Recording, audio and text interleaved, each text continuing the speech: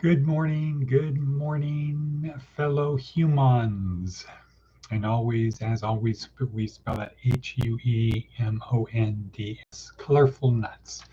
Today is Tuesday, August 5th. Wow, August 5th, 2025. It's about 6 a.m. on a sort of humid morning, I think. Days are getting shorter.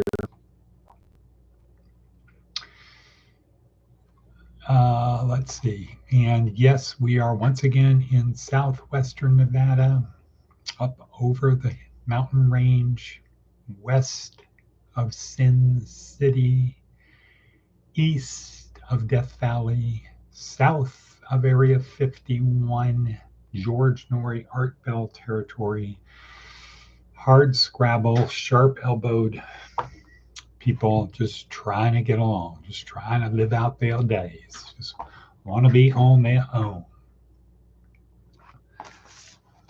Leave me, I'll leave people alone. They leave me alone, I'll leave them alone. Attitude. Where we have way more people in the casinos than in church. Good system. Okay, so here we are. Day 2 in week 4 of our neuroscience oriented approach to success. This is as opposed to a psychology approach to success or a disciplined approach to success. So this is the 1 month course for people in the state pen. Right, you are. Yeah, we're going to have to change that name with the next printing. Formally, the state pen workbook. Okay, so we've got a really big show today. We're going to talk about the second law of power. Yesterday was the first law of power. Today we're going to focus on the second law of power. But before we do that, we'll go to our worksheet where the magic really happens, where the experts tell us how to do our best physically, mentally, emotionally, and spiritually. And we start, as always, with advice from an 80-year-old. Visit friends and relatives when they are in the hospital. You need only stay a few minutes. Yeah, cool.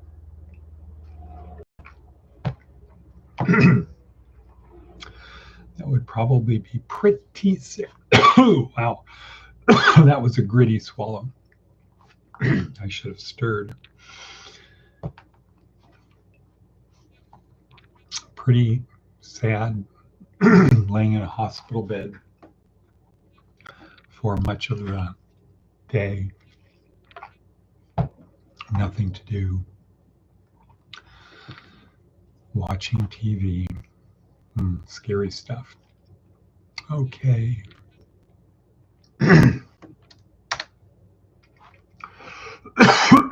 Ooh. I think I can make it through. Seth Godin, what does he have to say? A new tool to help you get unstuck. I've spent months creating something I'm excited to share, the Mentor Deck. Here's an invite for 2,000 people to purchase and test the very first edition. Reading a book changes how you think, but turning those ideas into action, that's where most of us get stuck. You need more than insights. You need a coach who can take your specific situation and turn it into your next step. The Mentor Deck, as opposed to the Strategy Deck. The Mentor Deck is 52 cards, each one a gateway to an AI conversation. Powered by Claude, each interaction gives you access to a virtual mentor trained on the complete works of transformational thinkers. Here's how it works. Pick a card, any card, that matches where you're stuck. Decision-making, marketing, sales, finance. Scan the QR code. Start a conversation that acts as a firestorm for you and your team.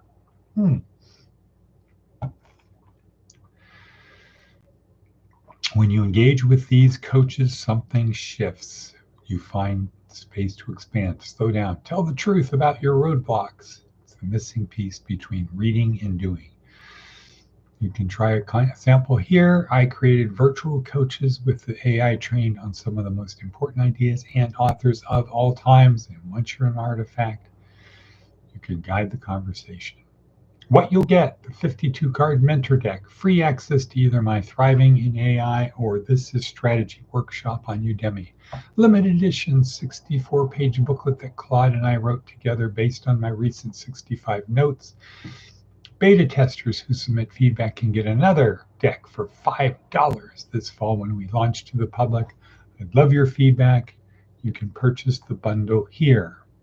We ship the limited first edition on August 11th. Only 2,000 are being sold. Boom. I'm in. Okay, but not right now because we've got to do this. We got to do this. Let's see. Maticus Fanaticus is here.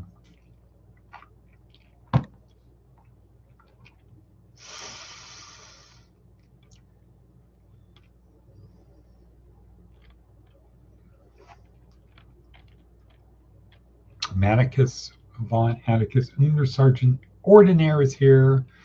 Spoke to Watnada Bevy last night. She says hello. She's at work right now. And that could lead us to ask the question, where is Miss Trenkle? Well, good morning wherever you is. Next, all right. See if we have anything else on the worksheet. Bingo, bango, bongo. Today's TED Talk. Yeah, Michael Sugra. Rest in peace. Pure leadership. This is when everything is going well. And the example he used is Marcus Aurelius, Stoic philosopher, Emperor of Rome for 19 years. He didn't have anyone that he could talk. He had no equals. Every time anybody was with him, they wanted something. So he enjoyed doing philosophy, writing in his journals, one of which he put the note on, to myself, as opposed to someone else, to myself, with instructions that on his death it be burned, destroyed. And upon his death, the secretary, somebody found these journals and said, oh no, we are not throwing these away. This is the personal thoughts of the Emperor of Rome, the personal and philosophical thoughts on the Emperor of Rome. Well-educated. Here's what he was thinking. We're not throwing this stuff away. Or as Darren Hardy would say, we're not throwing this shiitake away. We're keeping this. And so we have the writings of the most powerful, the personal thoughts of the most powerful person in the known world at that time. Amazing stuff. We know it as the Meditations of Marcus Aurelius. So that's today's TED Talk. So this is pure leadership. This is when everything, well, his life wasn't great, but he had a lot of struggles, but we call it pure leadership. When you can have anything you want. You're the Emperor of Rome. You can have anything you want. What is it that causes someone to consistently do good things? What is it? And that's what's today's TED Talk. Michael Sugra, rest in peace. Great mind. All right, so moving right along to the second law of power. So yesterday we talked about what is power. Power is the actual word to describe the act of getting people to do what you want. The label is power, and it is value neutral. It's like a hammer. Hammer is not good or bad. It's how you use it that's good or bad. Money is not good or bad. It's how you use it that's good or bad. Thoughts are not good or bad. It's how you use them that's good or bad. Malika is here. Wow. Second law is never put too much. No. Well, you're on the target, not the bullseye. Glad to see you. Hope all is well. I am now a CHW, so I can bill Medicaid for the things I used to do for free, or I still do. But glad to see you here, Malika. Hope all is well in your life. Call me at some point. So first, so power is getting other people to do what you want. At work, we call it management. That's what managers do. In the military, we call it leadership. In the real world, it's power, but we don't call it that because people they go dark side immediately. Manipulation, coercion, bad things. But it's not that. It's like the force. The force is not good nor bad. It's how you use it that's good or bad. First law of power is what?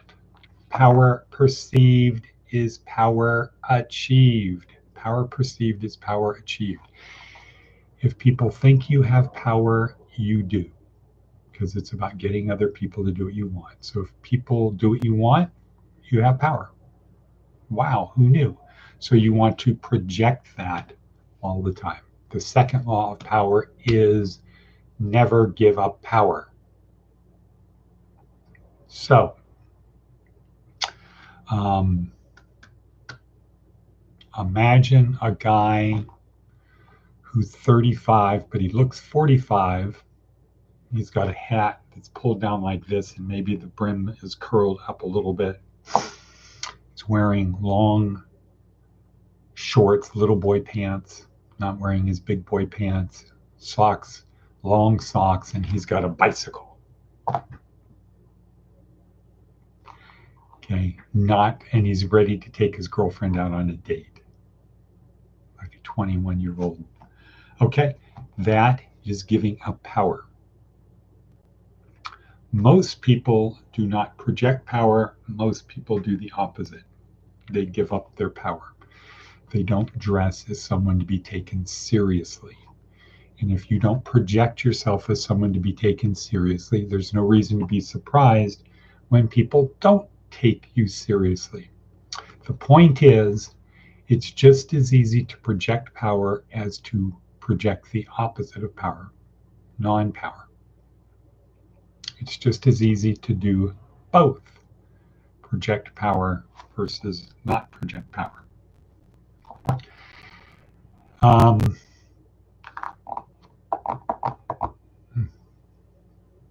Wow, just so amazed to see Malika here. Again, I think that is great.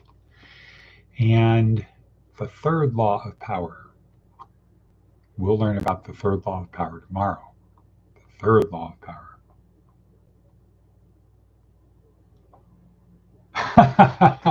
No, I'm looking at the rest of Malika's thing.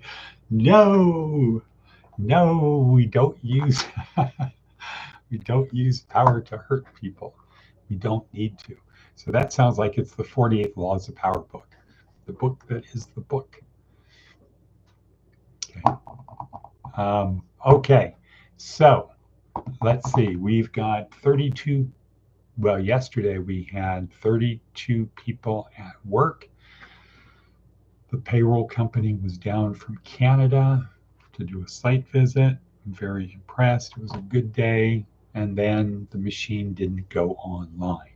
Ugh. So today, a lot of people were told, don't come to work because the machine is not ready. We don't have inventory. But that could change. That could change. So, Malika, in our view of the world, we've been building for the last 14 years, getting people out of prison, getting people off the street, Maslow's hierarchy of needs with a slight twist. We have to provide basic necessities: food, clothing, shelter, hygiene, telephone, transportation. Basic necessities have to be met or you can't really do anything. Numero uno. Next level up, medical and mental health, where Malika comes in. medical treatment in mental health. People need to have their eyes, ears, teeth to be able to work. You need to have those things working right. You can't be distracted because of pain and mental things. Got to focus on that. Keep people moving forward in a positive way. Third thing, so we've got that pretty well hooked in with both of those. Almost 50 beds up here in Pahrump, plus more in Las Vegas, plus mental health, better behavioral mental health support and medical support. Jobs, got to have a job. If you're not using drugs, you're in a place but you have nothing to do, you have no meaning or purpose, life is not colorful, it's pretty dull. So now we have that component through our day labor employment services partner. Next, choice. Become a member, join a church. Not necessarily for the doctrinal reasons, because unless it's the Catholic Church, it's going to be spread all over the board. People are going to be basically instructed to become their own magisterium, their own pope, to interpret the Bible the way they see fit, which are told the Holy Spirit will tell you what it means, but really what they know is a function of what they know. Their view of the Bible and their interpretation of the Bible, anyone's interpretation of the Bible, is directly related to your external knowledge.